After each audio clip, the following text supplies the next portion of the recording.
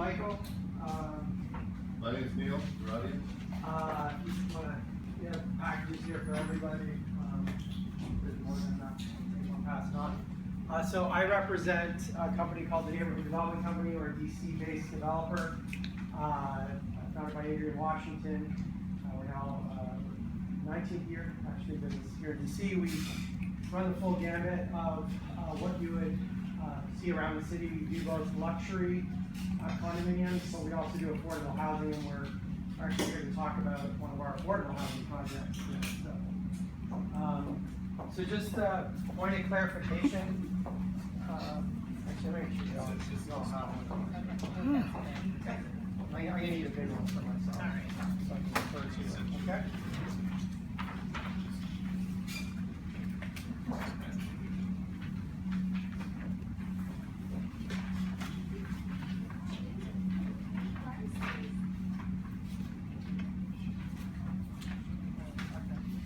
So why are we here? This project is fully compliant with all the district zoning code. It's actually fully compliant with the building code, DC building code, and the green building code. But what we're here today to talk about is its non-compliance with two DDOT standards. Actually, non-compliance with one standard, and I guess DDOT has a requirement that if you are widening an entrance point to a site plan that is on an alley, and sort of you're widening an apron, you have to go to the Public Space Committee. So that was what triggered us having to go to the Public Space Committee, and that's actually why we're here to ask the commissioners to act on our actual Public Space Committee application. So utility-wise, we are fully compliant with TEPCO, telephone, and water requirements. So, excuse me, where is your public space application? In terms of, when you say where? The actual application, where is it? You don't have physical copies of it? It's all done online now through the TOPS system. It wasn't in the tag. So I guess in terms of the application, you want to know what specifically we're. I'd like to see the application. So I guess that's the content that we submitted is consistent with what's in this package. No, it's also an application. It's done on the top system, and we can recirculate it, but I think that's not germane to the two things we're not even really seeking relief, we're seeking critical feedback from the commissioners. No, sir, I don't think it's appropriate for you to tell me what's germane.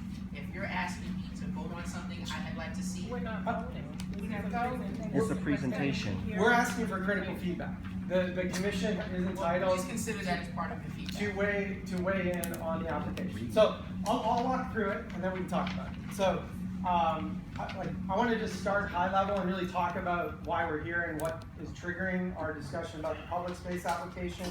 But it's important to note, I guess, on the sheet number 1 where the project is located. So we're actually at the corner of Meeks and Bladesburg Road. So in the block location, you can actually see our site. For those of you who are familiar with Bladesburg Road, this is actually looking at the site from the corner of Bladesburg and Meeks.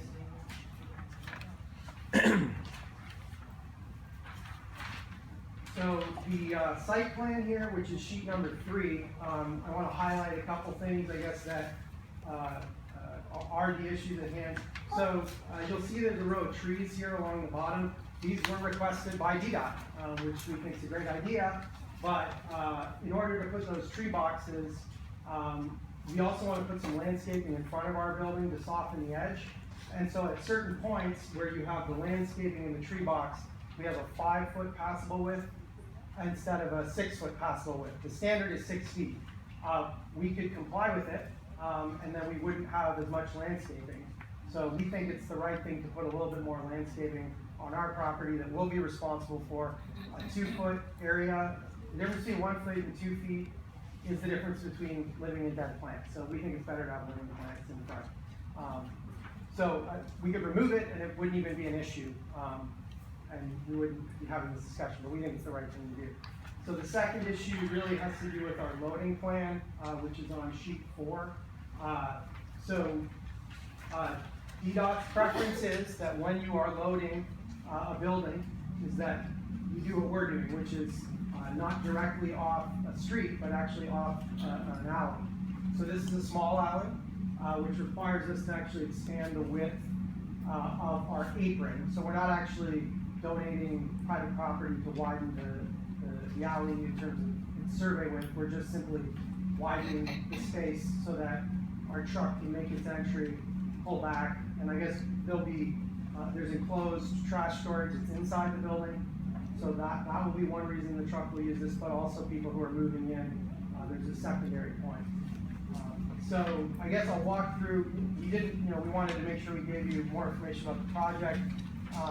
So next plan is simply, it's actually our utility plan, fully, we've actually got TUCO approval today. We have our landscaping plan, so you can see there the trees on the south side as well as the landscaping in front. It's actually going to be landscaped heavily around the sides and the rear. I'm not going to go through all the floor plans, but you can see, I guess what's interesting, ground floor plan, this is going to be a senior serving building. And so we're going to have a community room, we're going to have a wellness center actually in the facility to serve residents, also a fitness room on this level. And I think the last thing I would like to highlight, just high level,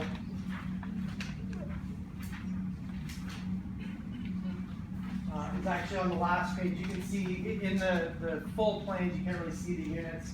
This is just an assortment. The units they vary from around, I guess, 600 to 750 square feet. They'll all be one bedrooms because of the demographic we're serving. So that's it. We'd love to answer some questions. Yes, well, Chair, do I do this or do you do that? You can, let's hear from the community first. They've always last. Let's hear from the community first. I just have a question.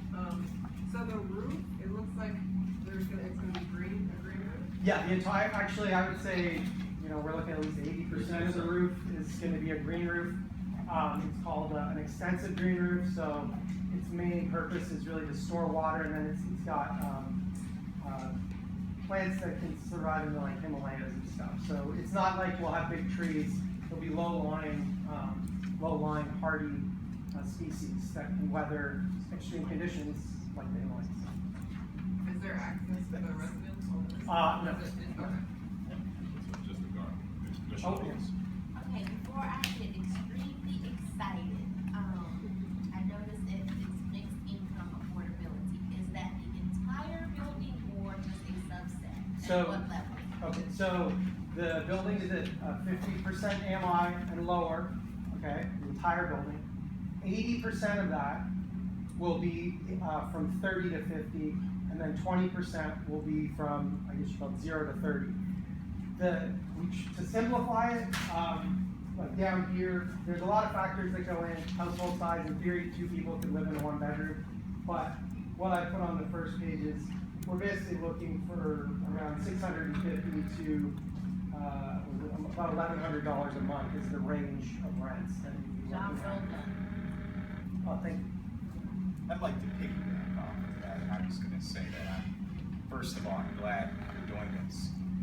And secondly, I just want you to educate me a little bit more, if you can expound on your explanation on how these monthly numbers will be achieved. Okay. Yeah. What would you like to understand more? Well, how the process by which we ensure that people who are occupying. Stay. Okay, in that so- range, yeah. Where shall I start? I guess the easiest way to look at it is, we hire a management company that works with the District Department of Housing and Community Development. And early on, in the first phase, they market the project, and residents are required to go through a screening to verify their income eligibility. Once that's done, I think DHC does the final approval, and I think that's pretty much it. I know a lot of the potential occupants will come from DHCD has like a database that helps feed the projects that are coming online around the city. So This is great. The oversight is from DHCD. yeah. Okay, this is wonderful. I'm happy. today. Good. What is the height of the product, of the project? And what are the materials? This looks like hardy plank. Is that correct? First question, it's 50 feet, and in accordance with the zone. And we actually have 3 materials. So I guess we have brick at the bottom here. The tan tone will actually be a brick as well. And then we have cementitious panel on the corners and on the base. And then we have fiber cement siding, which the brand name is Hardy Plank, but it's basically a compressed cement. And one of its very promising features is that the color's like baked into it, so you get a good color lifespan over the course of the building's life. So you don't have to like paint it like wood and peel off and things like that. If I may, Sure. the Atlas project was originally composed of some brick and hardy plank, and based on my experience as a member of the DC Historic Preservation Review Board, I think the general consensus among a lot of architects is that hardy plank is a very cost-effective and unattractive building material. Cementitious panels don't wear well over the long haul. I'm not trying to criticize your project, but we really vociferously opposed hardy plank in the use of Atlas flats. We had to pitch a fit, and thank God we did. So now Commissioner Butler and his neighbors get to enjoy a really attractive project. So I would ask that you rethink that there's some aspects of the project that I think are laudable. The fact that you want to dedicate this to seniors, the income affordability issue is good, you're moving in the right direction there, but I think you need to rework this project so that it's more enduring. Because hardy plank and cementitious panels, it's just, they don't stand the test of time. And I also want to hear what the feedback has been from the Office of Planning. You already shared with us some of the comments you've heard from DDOT. Sure. And any other city agency that may be weighing in on this project, I'd like to hear how what comments they're making. Well, I guess in terms of the public space application, because you are required to speak to the Office of Planning unless you are not complying with the law. So we did have to speak with Office of Planning regarding our public space plan, and they helped inform that. They advocated for the trees. We also spoke with Sharon Dendy from UFA, who recommended the species that we're actually proposing. But I guess there really hasn't been any other direct input by the Office of Planning, because I would ask that you seek input. Your understanding is not my understanding. The Office of Planning they're very active. Their staff is very happy to weigh in and provide appropriate guidance on development projects that not only help the developer, but they help the neighbors, the city for the long haul. And it's very important input, and I would ask that you seek that input. okay. I have a question. Yes. Well, I have a statement and a question. So myself, Clarence, Commissioner Lee, and Commissioner Roberts invited the original proposers of the project to come out, and we met with them about probably a year and a half ago. So what I would propose is that, because this is bordering my SMD, Clarence, Commissioner Lee's, and also the property across the street, but can you give us some background, because isn't this a DCHR project? Like, can you kind of explain like how that works differently than you going through the Office of Planning? And then I also, wanted to just say that I think it would be beneficial for you to come back to the community, because this is the first time that we've seen like just this plan and development to this phase, because I think if you were waiting on approval at one point. So I would recommend that you come back out to the community so we can hear what the community thinks about this. Especially those residents that are right there on Meads, who are adjacent to where the property is gonna be built. Okay, we can get your information and talk about what, at this point, like to go back to the sort of the other question, I think you said DCHR, I think So the project is being funded through Housing Production Trust funds, which are administered by DHCD.